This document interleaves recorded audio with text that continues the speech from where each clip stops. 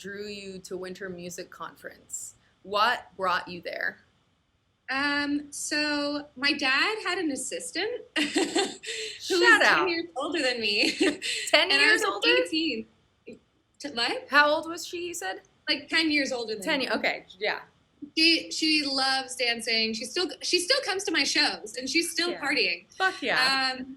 And she was like, you need to come check out these like events. So I started, well, first of all, I like got a fake ID. And I would try to go to like tell anybody. Yeah.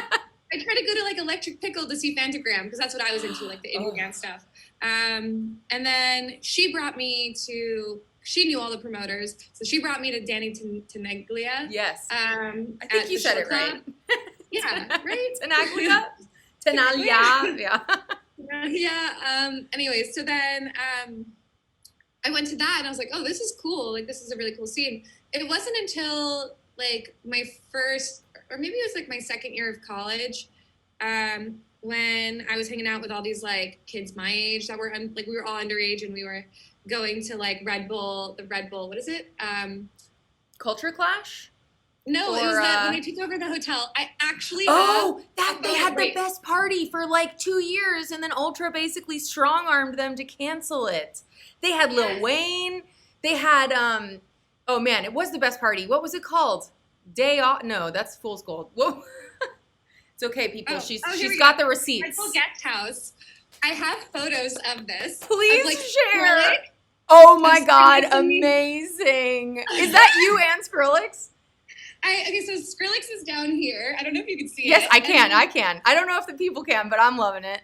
Okay, amazing. And that's me and my friend Willow. Hell yeah. It's funny how I put my whole face in, too. It's like, sorry, everybody, you have to see my whole face. Getting close. Yeah, that's so great. Guest house, shout out. So that changed your life. So after that event, so it was that week and I was like, wow, this exists. And then, because it was so intimate and I was hanging out with like Skrillex and all of these like supermodels and I was just like, whoa, this is a trip. Like, yeah.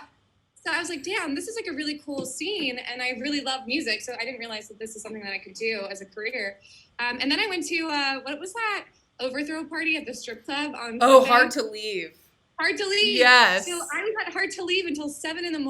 and I had work until at 8 a.m. and I just slept for 30 minutes and then I got to work and I parked in the yellow. I was like, I couldn't find parking because it was at the Fountain Blue. Oh God. And I got there and I was like so beat up and I was just like, okay, like, so I just like went in and I was like, all right, this is my life now. And then I was 1 minute late and my manager at the time was like, you're a minute late. And I was like, yeah. What drugs are they on? 5-minute window. You get a 5-minute window. And I was like, okay. And he's like, why are you late? And I was like, well, I'm just lethargic. And he's like, what does that mean? And I was like, it means I don't want to be here.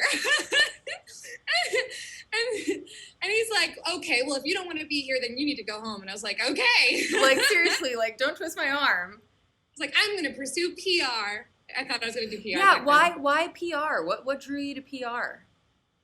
I have no idea. Yeah, you probably like met a PR person at the party, and you were like, that seems chill. Yeah, I like talking to people. Well, I think also the program at my college, I went to FIU, so the program at FIU for PR also encompassed maybe like events. So I thought that maybe like I could also work in events. And social media was another thing. So I just figured like those are all things I can do and I'm good at. So, yeah. And then from there, I did actually work for like or interned at a PR firm. And then they offered me $15 an hour. And I was like, no, that's too little. I was like, who the heck am I? Oh my God. No hey, one. I fuck with that. You deserve the best, okay? You go out there and you get it. I ended up working for an events company, not Slap and Tickle, a different one, which I got paid like way less. But it was like, I guess, more in line with, I was just like led by passion. So I was like, I want to do something that feels good. So I don't really care what I get paid at this point. Yeah. Like, if I'm going to be miserable, you better pay me more. But like, you know. Yes. But yeah, so then working in that events company led me to Bardot. And then I discovered Slap and Tickle and they were booking some really great like indie acts and stuff. And I was just like, man, this is awesome. And I asked Ayal at the time, I was like, I want to work for you. Are you hiring? And then that's how that started. I met you, you were already DJing.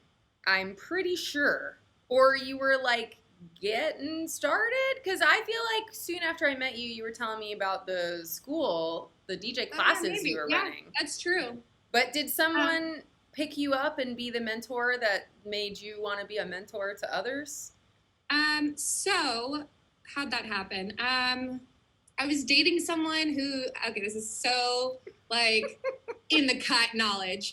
I was dating someone who actually, we were dating, but we weren't like serious, and he like left me for a DJ, and I was like, shut up. And I was like, I could be a better DJ than her. Yes.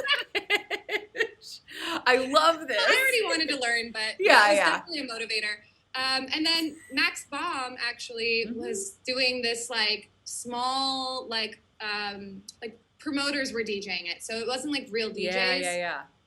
Yeah, and so he asked me to play, and I showed up with an iPad. I had been practicing on like Tractor iPad, but when the photos were taken, it looked like I was DJing on CDJs. So everyone was like, "Oh, she's a DJ now," and I started getting like offers, and I was like, "Whoa, I don't actually know how to play." And Ayal was actually like, "You can't be a real DJ unless you play on USB sticks." So I was like, "Okay, gotta learn." So I did he teach you, or did he just say that? Yeah, I had to. So I hit up David Sinopoli. I was like, "Can I practice at Bardo at 7 p.m. before the club opens?" And he put me in touch with Andrew Bird, who was the audio engineer. You know Andrew. Mm-hmm. He's also like a really great producer. Yeah. And Andrew was actually the one that would just like let me play, and then he'd be like, "Okay, but like you need to learn about like timing. So there's phrases in songs, and there's like the beginning, and then there's this part, and you need to time your transitions based on that." And it was just like that kind of stuff, like very technical, but like very musically oriented stuff. And I was like learning through him, and then it just became like once you just get the hang of it, so, and that's how that happened. I just started getting bookings, like it just came, and I was like, okay, this is clearly the universe wants me to be doing this. Yeah. And then like about 2 months of that, Jude Skywalker, another Miami group, said, "Well, if you want to be a real DJ, you got to learn how to make music." And I was like, all right. Yeah. I love how down. Every step down the path, some new face comes out of the bushes and is like, if you want to be a real DJ, if you want to be a real DJ. All men, by the way, they're just like, yeah, well, if you want to be cool, you got to do this. And I'm like, okay, I can do that. You need to get a leather jacket, and you need to wear it even though it's 90 degrees here in Miami. You need to do that. Yeah. So, but that makes sense. I mean, you're getting all this kind of like advice from dudes, right? And then you decided, I'm going to give this knowledge to other women who are here in the scene. Is that because you felt kind of lonely as a lady in the club, or you were just so excited that you were like, I have to share this? It was two things. I think one of it was that I was getting all these like DJ offers, and a lot of people were always asking me like, do you know any other women that are like DJs? Cool. And I just didn't know any. Yeah. And I was like, okay, this kind of sucks. Like, so I started being like, well, I'll just grow them. Yeah. And David had that same setup for me. So we practiced there at 7 p.m. and then he gave us like a Thursday to promote. And it lasted a couple months, but I at that point was graduating college and I wanted to go to LA. I just figured like I didn't want to get like I didn't want to hit a ceiling in Miami and then get stuck. Mm-hmm. So I was like, I want to be able to be more than just one city. I want to be like all over the world, you know? Yes. But you had the kind of like, I don't know if it's courage or gall to ask like, hey, can I practice at your club before it opens?